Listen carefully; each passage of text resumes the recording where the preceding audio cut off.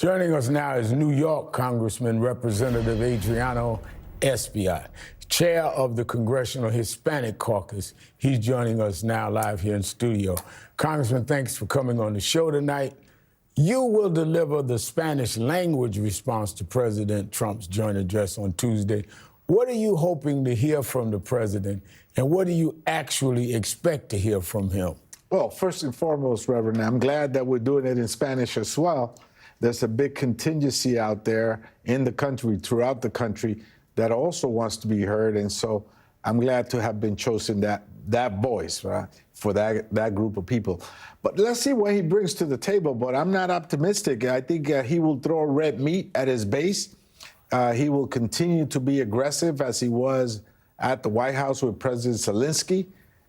He will continue to try to push his very aggressive agenda. And of course, he will be beholden to Elon Musk. And what are you going to say in response? Are you going to react to whatever way he goes in his speech? Well, this is a telenovela. This is like a soap opera between him and Elon Musk. But while people are paying attention to the telenovela, Reverend, a lot of nasty executive orders are being introduced, many of which are being obviously challenged. Proposed cuts for programs like Medicaid and Medicare and food stamps.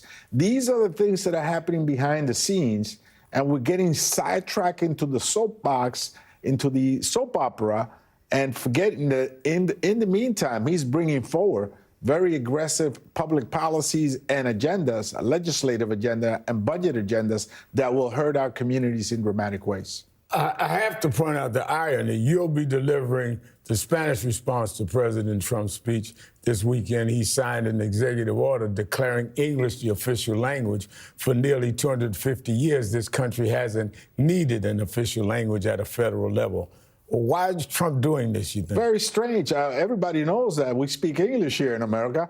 But I think it would be kind of nice if kids in our schools could learn other languages and be competitive with kids in Europe and in Asia that are really moving forward in a multi-language approach to learning. So to dig yourself in and make believe that we're the only ones in the planet is not just not smart.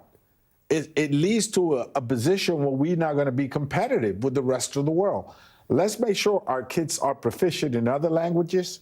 You know, the world is one word. Technology has brought us together, and it's a big mistake to sort of like dig your head in the sand and make believe that English is the only language in the planet. You chair the Hispanic Caucus. Trump received a record share of Latino votes for a Republican candidate last year. Now those voters are seeing Trump is not focused on lowering inflation. He's doing tariffs. His administration isn't only deporting criminals. They are targeting children. They want to separate families. What can Democrats offer who are feeling betrayed by this White House? Well, let me tell you, rude awakening for many of those voters as they see that the price of eggs are going up, 93%.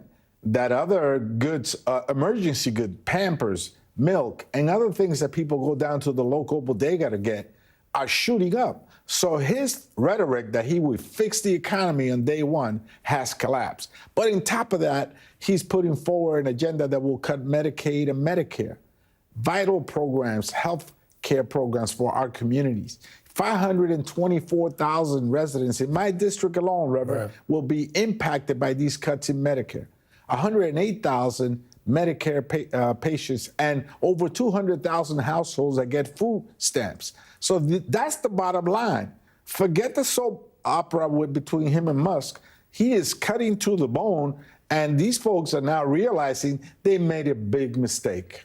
I'm out of time, but I have to ask you this, Congressman. Former New York Governor Andrew Cuomo announced yesterday he's running for mayor of New York City, adding a new wrinkle into a complex situation with current Mayor Eric Adams, trying to avoid corruption charges, and President Trump trying to impose his political will on the city. What's your take on all this?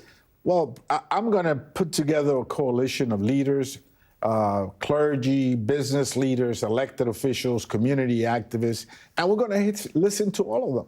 Let's listen to all of the candidates and let's come together and make a collective decision as who we think should be the next leader or the current leader of this great city.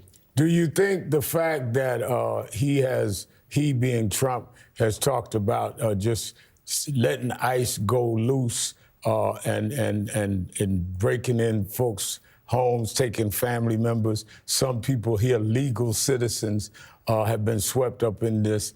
Do you think that that is a concern when you get everybody together in New York? Because the mayor seems to say he's going to work with them. Holman got on television and said, if you don't, and he made an insulting remark. Are you concerned about ICE and the aggressive way President Trump has been talking about people that are legally here but could be caught up in this? Very concerned. This last week, I met with Leader Jeffries and a family, a man that was a U.S. citizen, both him and his wife. He was stopped on his way to work and questioned for several hours, although he showed a federal ID. He had his federal ID. Wow. And he was stopped and questioned and interrogated. He's shaken up. He doesn't want to go back to work. This is happening in America. It's not just violent immigrants that have committed a crime in the past that went to trial, got convicted, and then are deported. This is about U.S. citizens that are being stopped, searched, and questioned. So it's a big concern that this sends out a chilling effect that will hurt the local economy. Small businesses will be hurt.